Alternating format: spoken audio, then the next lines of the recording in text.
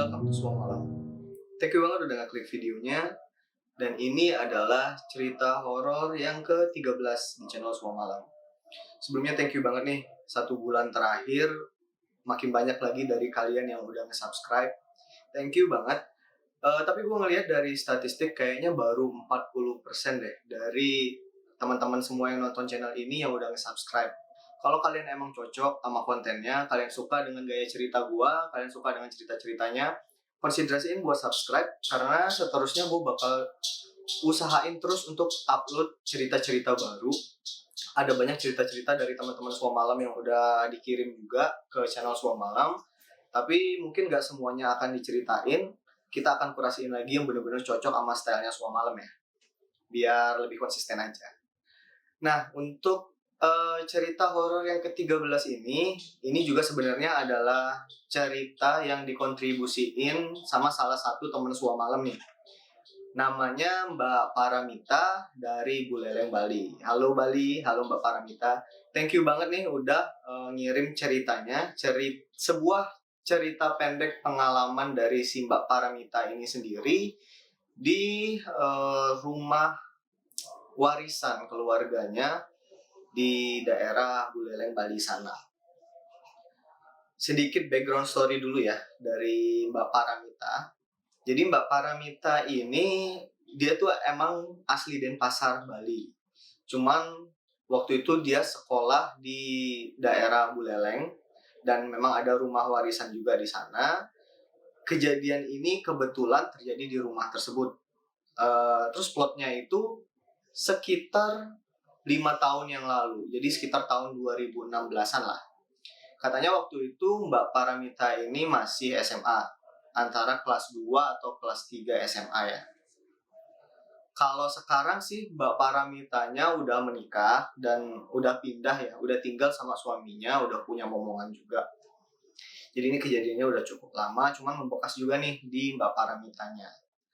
For your information, si Mbak Paramita ini waktu itu di rumah di Buleleng, Bali itu tinggal bertiga sama adiknya. Jadi dia punya 2 adik cowok dua-duanya. Cuman emang gak diceritain adiknya ini usianya berapa ya. Mungkin ya standar sih beda 1, 2, atau 3 tahun dari Mbak Paramita. Jadi kalau Mbak Paramitanya SMA, mungkin adik-adiknya SMP dua-duanya, atau mungkin salah satunya ada yang SD. Intinya mereka cuman tinggal bertiga di rumah itu karena kebetulan pada saat itu kakek neneknya Mbak Paramita itu udah meninggal dunia dan saudara-saudaranya udah banyak yang pindah ke daerah Denpasar sana, udah pada kerja segala macem. Si Mbak Paramita juga sebenarnya punya 1 kakak, tapi sudah menikah dan udah punya keluarga sendiri, udah pindah ya dari sana, udah tinggal sendiri. Benar-benar waktu itu Mbak Paramita cuman tinggal bertiga doang, harus tinggal di sana karena memang sekolahnya di situ. Jadi tinggal bertiga sama adik-adiknya. Jadi rumah ini itu emang rumah keluarganya Mbak Paramita. Suara gua agak aneh. Oke, udah normal. Jadi rumah ini emang rumah dari keluarganya Mbak Paramita, rumah warisan katanya. Dan emang dari keluarga-keluarganya itu emang katanya rumah ini tuh agak angker, agak serem. Ada beberapa dari mereka yang sering ngalamin kejadian-kejadian mistis. Yang paling sering sih sebenarnya kalau katanya Mbak Paramita tuh udah dianggap kayak normal lah gitu ya. Itu sering ngedengar suara-suara. Jadi kayak ya suara nafas atau suara orang jalan, suara benda bergerak sendiri, itu sering banget ngalamin suara-suara. Tapi karena itu sering terjadi, jadi mereka kayak udah biasa aja gitu ngedengar suara-suara itu di rumah itu. Sebelum-sebelumnya belum pernah ada satu kejadian besar yang dialamin oleh siapapun di rumah itu. Jadi mereka cuma tahu doang, oh ini rumah angker, ini rumah ada penunggunya, tapi nggak pernah diganggu yang parah. Sampai pada suatu hari nih, ya di tahun 2016 itu ya, 5 tahun yang lalu. Waktu si Mbak Paramita ini lagi kelas 3 SMA atau kelas 2 SMA. Mbak Paramitanya sendiri juga nggak begitu ingat ya, intinya SMA lah. Hari itu nggak diceritain hari apa, yang jelas si Mbak Paramita ini baru pulang sekolah. Jam-jam siang ya, mungkin jam 12 atau jam 1 siang gitu. Biasa rutinitasnya nyampe ke rumah, ya lepas semuanya, lepas tas segala macam, ya kan, buka seragam, ganti baju, langsung tidur, langsung istirahat di kamarnya Mbak Paramita. Rumah itu punya 3 kamar sebenarnya, jadi kemungkinan masing-masing orang satu kamar ya kan, tinggalnya bertiga. Jadi rumah itu punya 3 kamar. Kamarnya Mbak Paramita ini tuh di bagian depan, jadi di dekat ruang tamu. Dan salah satu tembok kamarnya itu adalah tembok yang langsung keluar gitu, jadi samping-sampingan sama tembok yang bagian keluar. Dan di luarnya itu adalah tempat persembahyangan orang Hindu ya, sanggah namanya. Jadi kamarnya Mbak Paramita samping-sampingan sama sanggah. Kalau pintu masuk kamarnya Mbak Paramita itu, kalau kita ngelihat dari dalam kamar, ngelihat ke arah pintu, ngelihat keluar, itu langsung ruang tamu, langsung pintu keluar rumah gitu. Posisinya kayak gitulah kurang lebihnya ya. Gua nggak tahu pasti sih denah pastinya itu seperti apa, gua nggak dikirimin juga sketsanya. Yang penting kita cukup ngebayangin aja posisi kamarnya Mbak Paramita ini kayak gimana. Jadi intinya kayak gitu. Nah, jadi balik lagi ke cerita tadi, Mbak Paramitanya baru pulang sekolah, udah biasa lepas sepatu, lepas tas, ganti baju, dia langsung tiduran di kasurnya. Kebetulan posisi kasurnya ini persis banget di depan pintu kamar, jadi hadap-hadapan sama pintu kamar. Jadi kalau posisinya Mbak Paramita lagi tiduran gini, terus duduk, itu langsung ngelihat pintu kamar. Kalau pintu kamarnya kebuka, itu langsung ruang tamu, langsung depannya itu pintu keluar. Jadi lost gitu pandangannya. Waktu itu posisi Mbak Paramita lagi tiduran, agak miring ya, miring ke kiri, ke tembok lah gitu ya, agak miring. Sempat lelap waktu itu Mbak Paramitanya, mungkin karena kecapean ya, habis belajar di sekolah baru pulang, panas-panas, terik gitu kan, sempat lelap ketiduran. Cuma waktu itu dia nggak sadar juga kayak gimana kejadiannya atau berapa lama dia udah tidur. Tiba-tiba si Mbak Paramita ini kebangun tanpa satu alasan yang jelas gitu. Tiba-tiba kebangun aja gitu, kriap-kriap, langsung buka mata, bangun. Hal pertama yang Mbak Paramita itu pikirin langsung kayak, rumah ini kok berasanya tumben banget nih, berasanya sepi banget ya. Padahal kan itu udah siang, udah jam pulang sekolah. Harusnya kedua adiknya Mbak Paramita ini juga udah pulang sekolah dan udah ada di rumah itu. Biasanya entah mereka nonton TV atau cuman ngobrol, cekikikan, main berdua gitu. Nggak sepi lah, ada suara, ada kehidupan. Nah cuman waktu itu pas Mbak Paramita ini bangun, itu sepi banget, sunyi banget, nggak ada suara apa-apa. Dia sempat kepikiran kayak gitu doang, masih dalam posisi tiduran ya. Cuman kebangun terus mikir, kok sepi banget ya nih rumah gitu. Ini anak-anak pada kemana sih, anak dua? Oh jangan-jangan lagi pada main keluar kali gitu. Jadi nggak ada orang di dalam rumah, cuma Mbak Paramita sendiri. Lagi mikir kayak gitu, lagi ngumpul-ngumpulnya nyawa, baru habis bangun tidur kan. Itu sekitar jam 2 siang, Mbak Paramita kayaknya ngeliat jam ya, pas bangun itu sekitar jam 2 siang. Lagi mikir ya, ini adik-adik pada keluar kali yang main. Tiba-tiba Mbak Paramita ini merinding gitu, tiba-tiba langsung yang merinding. Ada kan satu kondisi yang dimana biasanya ya, gue nggak tahu sih kalau kalian ya, tapi gue pernah beberapa kali ngalamin kalau di satu tempat tanpa ada sebab, tanpa ada akibat gitu, tiba-tiba merinding aja. Dan setelah merinding itu baru pikiran kemana-mana, ada parno segala macem gitu. Jadi bukan karena melihat sesuatu yang serem terus merinding, ini merinding yang tiba-tiba aja gitu, kayak ngerasain ada sesuatu di situ yang kita sendiri nggak tahu apa. Nah, Mbak Paramita waktu itu ngalamin hal itu. Gak lama dari yang dia tiba-tiba merinding, dia ngedenger, posisinya kan masih tiduran nih, agak hadap, agak serong ke kiri lah. Dia ngedenger sayup-sayup dari sebelah kanan dia itu, ada suara nyanyian. Bukan nyanyian sih, lebih tepatnya mungkin kayak senandung gitu. Lantunan, kalau katanya Mbak Paramita itu lantunan Kidung Bali. Gue sendiri nggak tahu ya, maksudnya Kidung Bali itu kayak gimana. Mungkin kalau di Jawa tuh kayak sinden-sinden gitu kali ya. Yang jelas katanya ini dia nge-recognize kalau ini tuh lantunan Kidung Bali gitu. Dia ngedengar dari sebelah kanannya dia. Dia coba perhatiin ini suara apa ya gitu.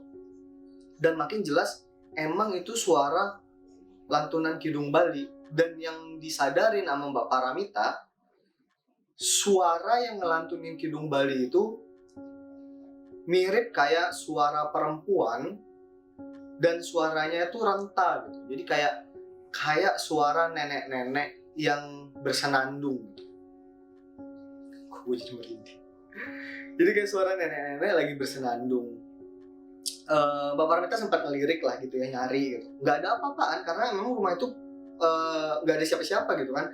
Dan karena kondisinya lagi sepi juga, nggak ada suara siapa-siapa, makin jelas lah suara Kidung Bali ini didengarin sama Mbak Paramita. Nah, waktu itu dia sempat coba ngebayangin dari mana arah senandung Kidung Bali ini berasal gitu. Dia ngeliat ke kanan. Sebelah kanannya dia itu kan tembok kamar yang satunya gitu ya. Kan tembok kamar yang kiri kan mepet nih sama dia dekat kasur. Nah, ini dari tembok kanan dari tembok yang sebelah kanan nih. Dan tembok satunya suaranya tuh dari situ.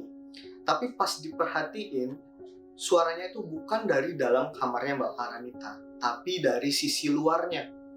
Jadi mepet sama tembok tapi dari sisi luarnya. Yang kalau secara posisi, secara letak, itu tuh berasal dari... Ntar ada suara masjid. Kita break sebentar ya. Sorry, potong ada suara azan Isya tadi. Biasanya soalnya gue nge-shoot tengah malam. Ini karena gue ada urusan, jadi gue kejar-kejarin nih nge-shoot masih sore-sore ini. Lanjut ke cerita ya. Jadi si Mbak Paramita tadi kan ngedengerin suara senandung Kidung Bali, lagu Bali gitu dari sebelah kanannya dia. Yang kalau dibayangin suaranya tuh bukan dari dalam rumah, bukan dari dalam kamarnya dia, tapi dari luar. Di tempat ada lokasi persembahyangan itu, ada sanggah itu di luar. Suaranya tuh jelas banget kayak suara nenek-nenek katanya dia. Di situ mungkin si Mbak Paramitanya udah mikir juga ya, ini suara siapa gitu, siapa nenek-nenek yang nyanyi Kidung Bali siang-siang gini, kok serem ya dengernya gitu. Terus lagi ngedengerin, lagi jelas-jelasnya suara itu, tiba-tiba suaranya itu, suara kidungnya itu pelan-pelan mengecil. Tapi bukan kayak orang yang lagi senandung terus volumenya dikecilin ya, tapi lebih kayak suaranya itu menjauh. Lama-lama makin sayup, kayak suaranya itu dari sebelah kanannya jalan ke depan sana, makin lama makin menjauh. Nah, si Mbak Paramitanya kan setengah merinding, setengah penasaran juga, masih posisi tiduran.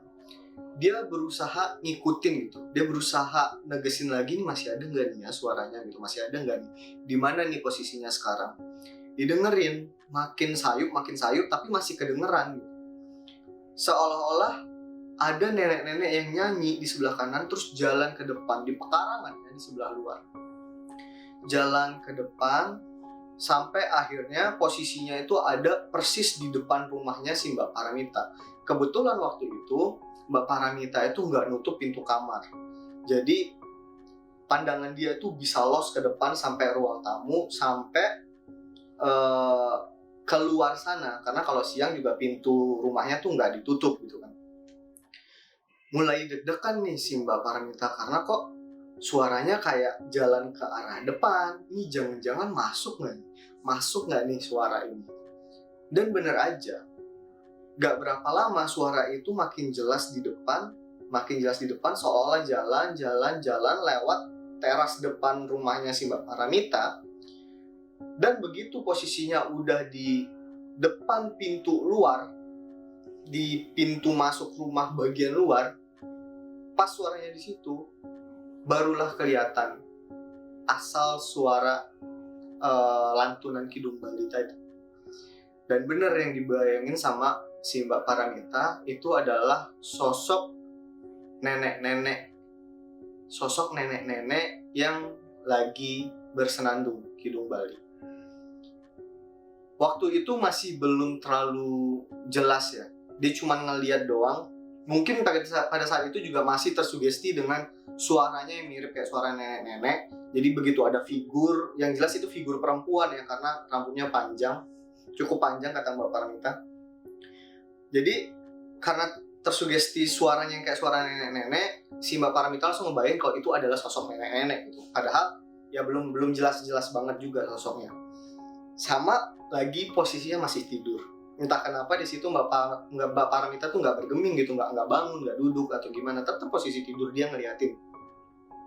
Cuman emang karena posisi dia kan tegak lurus gini ya tidurnya, dan arah pintu itu bener-bener lurus banget tuh sampai luar, jadi dia agak kesusahan nih untuk ngeliat. Dia kan penasaran juga pengen ngeliat gitu. Akhirnya dia agak ngemiringin badan gini ke arah kiri gitu, ke arah tembok, supaya dia bisa ngelongok nengok gini. Dan itu makin jelas banget sosoknya. Dan sosoknya itu masih ngelantunin Kidung Balinya. Sosoknya itu masuk ke dalam rumah. Jadi sosok perempuan tadi itu masuk ke dalam rumah, jalan pelan-pelan. Yang mulai bisa dilihat sama Mbak Paramita adalah sosok ini tuh nggak napak. Jadi sosok ini tuh masuknya melayang pelan-pelan ngelewatin ruang tamu sampai akhirnya ada di depannya kamarnya Mbak Paramita. Di situ udah mulai jelas sosoknya. Menurut Mbak Paramita itu memang benar sosok nenek-nenek, walaupun wajahnya itu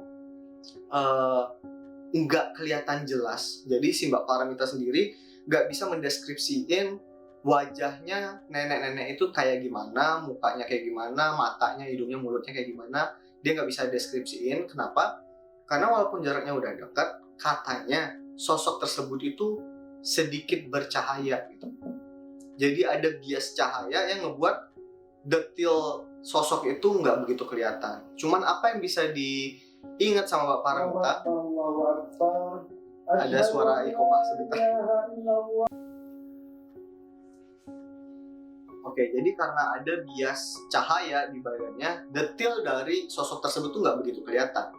Cuman apa yang bisa diingat sama Mbak Paramita adalah satu, itu sosoknya sosok perempuan yang melayang. Posisi postur badannya tuh kayak postur nenek-nenek, jadi mungkin kayak agak bongkok gitu ya, pendek bongkok gitu. Rambutnya itu putih dan berantakan gitu, kusut ngembang, pakai baju putih. Nah, kalau katanya Mbak Paramita sih bajunya mirip kayak baju stereotip kuntilanak lah gitu. Daster terusan putih, tapi nenek-nenek. Kuntilanak tapi nenek-nenek gitu. Di situ Mbak Paramita agak entah Mbak Paramita tuh ketakutan atau gimana, jadi dia tuh agak ngeblank, agak nggak sadar apa yang berikutnya terjadi. Tahu-tahu tiba-tiba yang tadinya sosok itu ada persis di depan kasurnya dia nih, udah masuk di dalam kamar, tiba-tiba dia ngerasain, kan Mbak Paramita posisinya lagi tiduran hadap kiri, dia ngerasain di kasurnya dia, di belakang dia, jadi di sebelah kanan gitu, kayak ada orang yang ikut tiduran, langsung ngejeblok ke bawah gitu. Dia ngerasain, waduh nih nenek-nenek ikut tiduran nih di belakang. Di situ Mbak Paramita udah ketakutan banget. Dia coba untuk dalam hati itu baca doa-doa, baca mantra-mantra supaya nggak digangguin sama si nenek-nenek ini. Anehnya, setelah dia baca-baca itu, sosok ini tuh bukannya pergi, tapi malah lebih parah interaksinya gitu. Yang tadinya cuma ikut tiduran doang, sekarang Mbak Paramita tuh ngerasain kalau si nenek-nenek ini mulai megang badannya Mbak Paramita. Jadi dipegang itu bagian pundaknya, terus tiba-tiba naik ke kepala. Terus kepalanya Mbak Paramita tuh dielus-elus sama neneknya. Jadi dielus-elus sama sosok nenek-nenek itu, kuntilanak nenek-nenek. Di situ Mbak Paramita udah ketakutan banget. Dan yang disadari sama Mbak Paramita adalah badannya dia tuh kaku. Jadi dia mau berusaha bergerak itu nggak bisa. Dia mau berusaha bangun itu nggak bisa. Mungkin kalau kita orang Indonesia taunya istilah itu, kita kenal dengan istilah ketindihan, atau kalau di luar negeri sana kenalnya dengan istilah sleep paralysis ya gitu. Jadi dia gerak itu nggak bisa, mau bangun mau kabur tuh nggak bisa. Dan lagi berusaha untuk gerak, lagi berusaha untuk kabur, nenek tadi malah meluk si Mbak Paramita gitu, malah dipeluk Mbak Paramitanya sama nenek tadi. Udah di situ dia makin panik, dia coba untuk teriak dan manggil adik-adiknya. Di pikirannya Mbak Paramita, dia tuh udah teriak gitu, udah teriak tolong gitu, takut tolong, udah manggil nama adiknya satu-satu. Tapi dia sendiri nggak bisa ngedengar suara dia tuh keluar dari mulutnya. Jadi cuma mangap-mangap doang nih, tapi nggak ada suara yang keluar gitu. Di situ dia udah benar-benar ketakutan banget. Dia ngerasain banget kalau apa yang ada di belakangnya dia tuh solid, kayak beneran ada orang di situ gitu. Dia benar-benar ngerasain rasanya tadi disentuh, rasanya tadi rambutnya dia dielus-elus, sampai akhirnya dia peluk. Dia ngerasain banget sampai dia udah nggak kuat lagi. Dia ngomong tuh dalam hati, karena kan dia ngomong biasa nggak keluar gitu, jadi dia kayak ngomong gitu dalam batinnya dia, tolong deh siapapun kamu, mau kamu baik mau kamu jahat, siapapun kamu, apapun niat kamu, tolong jangan ganggu saya, tolong pergi, jangan ganggu saya. Dia lanjut baca doa, dia lanjut baca mantra-mantra, dan dia kuatin nih, mental sama fisiknya dia tuh coba dikuat-kuatin untuk ngelawan, ngeberontak gimana caranya biar badan dia tuh bisa gerak. Sampai akhirnya satu momen dia kerahin tenaganya dan lepas gitu aja gitu. Tiba-tiba sosok nenek tadi tuh hilang gitu aja. Dia ngecek kan ke kanan, ke kiri, nggak ada. Sosok nenek-nenek itu udah hilang. Di kamar dia udah nggak ada, suara senandung tadi juga udah nggak ada. Itu pengalaman pertama yang ekstrim menurut Mbak Paramita yang dia alamin pertama kalinya. Karena sebelum-sebelumnya dia cuma ngedengerin suara-suara doang dan itu udah biasa. Tapi hari itu dia ditunjukin bahkan berinteraksi yang nyata banget gitu sama sosok yang mirip kuntilanak ini, tapi nenek-nenek. Setelah kejadian itu, Mbak Paramita tuh nggak mau nyeritain kejadian ini ke adik-adiknya dia, karena ya dia takut lah adik-adiknya dia tuh jadi parno kan, apalagi mereka di situ tinggal cuma bertiga, nggak ada orang dewasanya gitu, nggak ada orang tuanya, takutnya jadi nggak berani atau gimana. Padahal kan mereka memang mau nggak mau harus tinggal di situ karena harus nyelesain sekolah juga. Jadi Mbak Paramita mutusin udahlah, aku simpan sendiri aja. Dia berusaha untuk melanjutin hari seperti biasa, berusaha untuk memberanikan diri gitu. Udah, mudah-mudahan gak ada yang ganggu lagi. Sayangnya gak lama dari kejadian itu, bener-bener satu hari setelahnya, jadi keesokan harinya gitu, ada satu hal lagi yang terjadi. Jadi plotnya sama, settingnya sama. Mbak Paramita baru pulang sekolah siang-siang sekitar jam 12 siang. Mbak Paramita baru pulang sekolah, masuk rumah, dan kali ini adik-adiknya sama-sama baru pulang sekolah ya, yang berdua itu. Jadi mereka bertiga ada di dalam rumah itu. Dan mereka mutusin untuk ngumpul di ruang tengah nonton TV. Jadi mereka punya TV di tembok gitu, TV LED gitu di tembok. Mereka tiduran aja di ruang tengah, langsung di lantai, nggak pakai alas apa-apa. Jadi mereka tiduran nonton TV siang-siang, sampai lagi-lagi mungkin karena si Mbak Paramita ini kecapean, dia nggak sadar itu ketiduran. Si Mbak Paramita nggak sadar ketiduran. Dia ninggalin adik-adiknya nonton berdua lah gitu. Dia tiba-tiba tidur. Bahkan si Mbak Paramitanya sendiri nggak nyadar kapan dia tidur, tiba-tiba udah tidur aja gitu.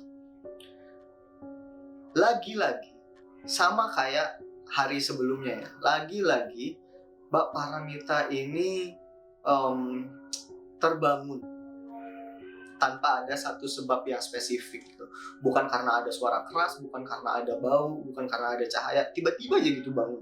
Padahal tidurnya belum lama, karena pas bangun itu masih siang, masih mungkin jam 1 atau jam 2 siang. Posisi Mbak Paramita masih tiduran, telentang gitu, tadinya kan nonton hadap ke depan, TV-nya ada di tembok. Pas Mbak Paramita bangun, kondisi TV-nya itu udah mati dan adik-adiknya udah nggak ada di ruangan itu. Jadi Mbak Paramita mikir mungkin adik-adiknya udah bosan, udah matiin TV terus pergi main keluar. Ya udahlah, nggak dihirauin sama Mbak Paramita. Tadinya Mbak Paramita berusaha untuk tidur lagi, berusaha untuk nyuekin lah gitu, udah istirahat lagi lah. Tapi tiba-tiba ya perasaan kayak gitu datang lagi gitu, merinding lagi. Cuman kali ini gak ada suara senandung Kidung Bali yang didengar sama Mbak Paramita. Posisinya dia masih tiduran di lantai. Terus kepalanya agak dimiringin ke kiri gitu kan. Berusaha untuk gak ngehirauin perasaan-perasaan aneh yang dia rasain. Karena ultimatum dia kemarin ke diri dia sendiri kan ya udah coba untuk positif aja. Gak usah pikirin ada yang aneh-aneh, takutnya adik-adik jadi ketakutan gitu. Kalau tahu ada gini-ginian nih di rumah gitu. Jadi dia berusaha dibawa santai aja. Dia berusaha untuk gak dihirauin. Dia lagi miringin kepala ke kiri. Jadi pandangannya dia itu bisa ngelihat ke arah keramik lantai.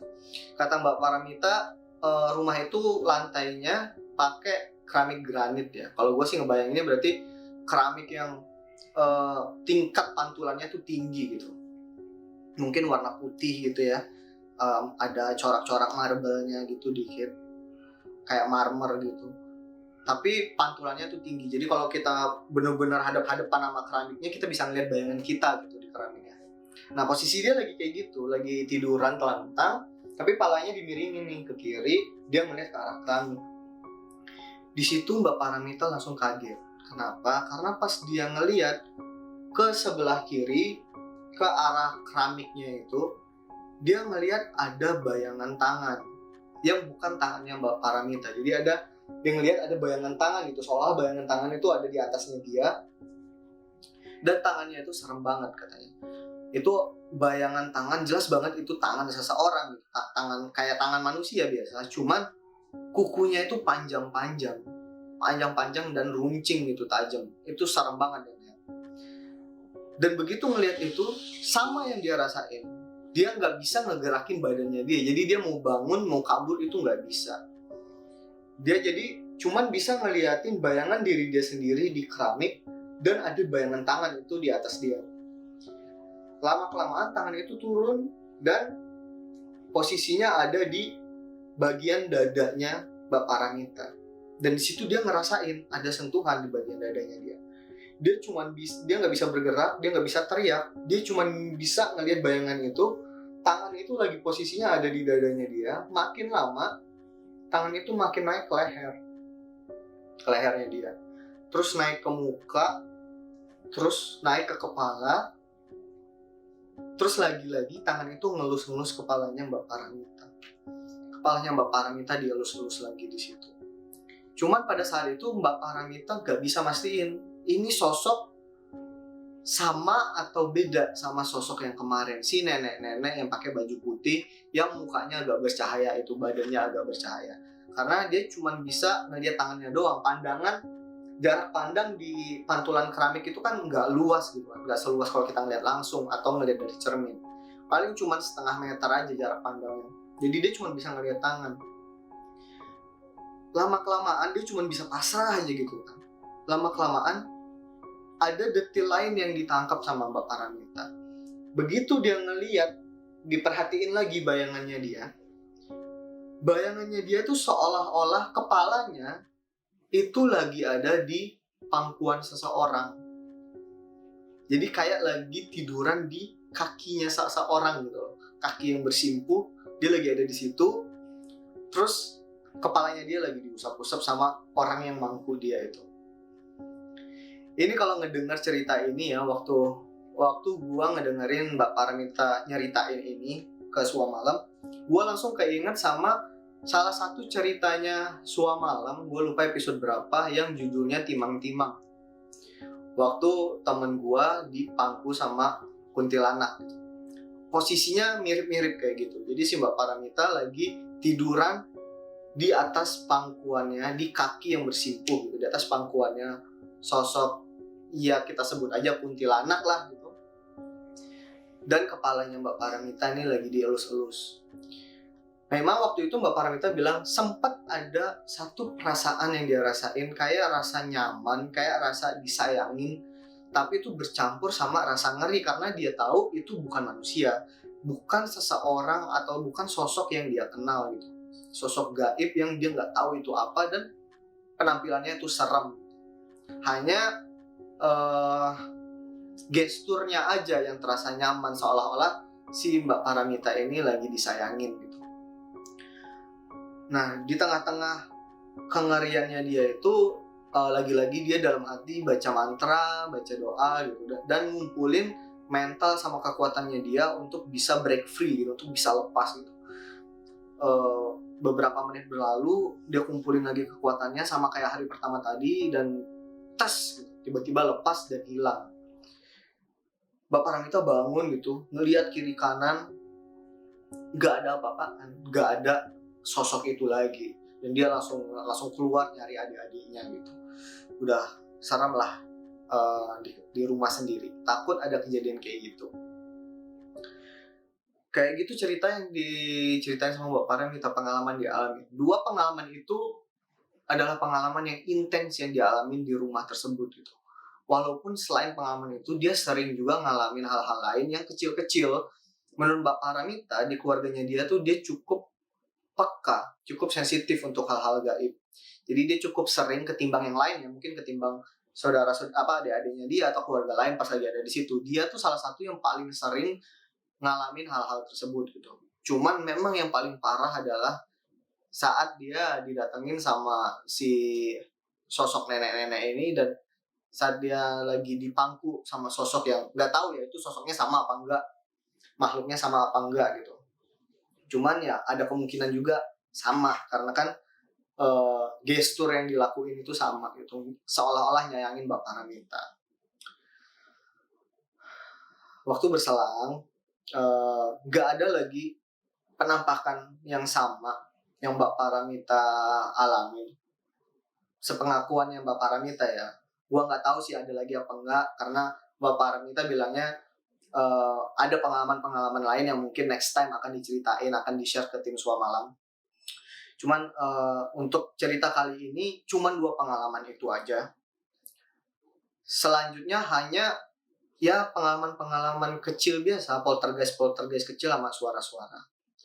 Suatu hari ada keluarga jauhnya Mbak Paramita yang datang berkunjung, datang main lah ke rumah situ di Buleleng. Keluarga yang dari Denpasar mungkin ya. Keluarga yang datang itu salah satunya adalah omnya si Mbak Paramita yang kemungkinan lebih mengerti sama hal-hal mistis. Nah, di situ akhirnya Mbak Paramita memberanikan diri buat akhirnya cerita ke orang lain. Dia coba ceritalah ke omnya, Om, aku ngalamin gini gitu. Aku ketemu sama sosok ini ngelakuin ini ke aku. Diceritain semuanya, runtutan ceritanya di 2 hari itu. 2 pengalaman ekstrim di rumah itu yang dialami sama Mbak Paramita. Nah, menurut keterangan dari si omnya bilang gini, udah kamu nggak usah takut gitu, kamu nggak usah merasa terancam. Emang benar yang kamu alamin itu bukan halusinasi gitu. Emang benar yang kamu alamin itu nyata. Emang benar di sini tuh ada satu sosok penunggu yang mungkin udah ngediamin tempat ini gitu. Yang ngelakuin itu ke kamu, ngedatengin, ngelus-ngelus. Dia ngelakuin itu karena ya dia tuh suka sama kamu gitu. Dia sayang sama kamu, dia suka dengan sosok kamu dan dia mencoba untuk menunjukkan rasa sayangnya itu dengan cara seperti itu gitu. Ya mungkin kalau itu bukan sosok yang serem atau mungkin kalau itu yang ngelakuin itu manusia gitu, ya akan jelas banget kan ke kita kalau emang sosok ini tuh nyayangin kita gitu. Orang di pangku, dielus, dipeluk gitu kan. Tapi ya karena sosoknya gaib dan cukup serem penampakannya gitu, nggak begitu berasa sih disayanginnya. Nggak peduli mungkin ya, lebih ke nggak peduli itu mau disayangin kayak mau nggak kayak ya serem gitu, namanya serem ya serem. Terus ada satu hal lagi yang dibilang sama omnya Mbak Paramita. Katanya kalau di adat Bali, kalau di budaya Bali, sosok itu atau kejadian tersebut adalah satu kejadian yang cukup sering dan lumrah terjadi bagi beberapa orang di Bali ya, mungkin di Bali pedalaman sana. Dan kejadian tersebut nama dari kejadian itu adalah rambut sedana, atau mungkin penyebutannya rambut sedane gitu ya. Mungkin teman-teman yang emang dari Bali yang lebih ngerti boleh koreksi gua kalau gua salah ngomongnya. Rambut sedana. Honestly gue nggak tahu rambut sedana itu apa, dan Mbak Paramita sendiri yang ngalamin, yang ngedengar keterangan itu dari pamannya juga nggak tahu rambut sedana itu apa. Pamannya nggak menjelaskan lebih lanjut, cuman dibilang oh itu tuh rambut sedana Paramita gitu. Itu dia sayang sama kamu dan nunjukin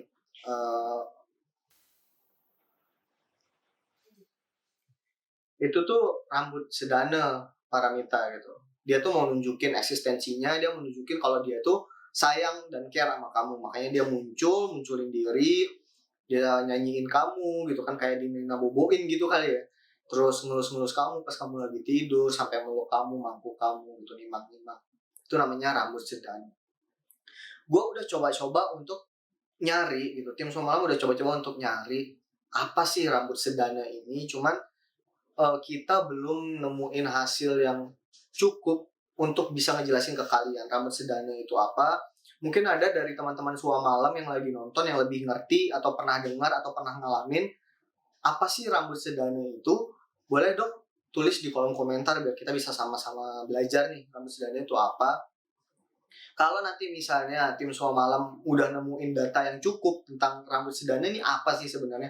Apakah ini nama sosok, ataukah ini nama fenomena, atau ini nama ritual? Gue masih belum tahu. Kalau kita udah nemuin cukup data tentang ini, mungkin gue akan ngebahas tentang rambut sedana ini di segmen gaib ya, entah episode berapa nanti.